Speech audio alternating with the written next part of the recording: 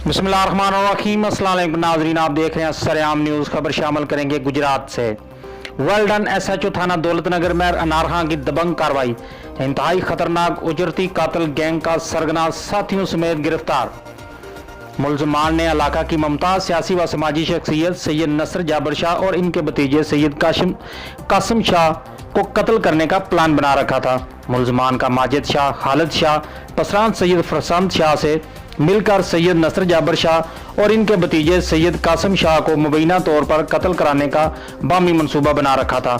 मुलजम उजरती कातिल अली रजा से मुबैना तौर पर 1.5 करोड़ रुपए में सौदा तय पाया कि मुलजम अली रजा अपने दीगर गैंग के साथियों के हमरा मिलकर सैयद नसर जाबर शाह और सैयद कासिम शाह को कत्ल कर देंगे, जिसकी कॉल रिकॉर्डिंग भी बतौर सबूत मौजूद है, जिसमें वाज़ह तौर पर सुना जा सकता है कि मुलजम माजिद शाह मुलजम उजरती कातिल के सरगना अली रजा से इस खतरनाक मंसूबे पर बात कर रहा है, जिसमें माजिद शाह सैयद कासिम शाह और सैयद नसर जाबर शाह को कत्ल करने के एवज 1.5 करोड़ रुपए और क्लैशनकोफ 2 अदद पिस्टल 30 बोर 2 दिन बाद देने के वादे पर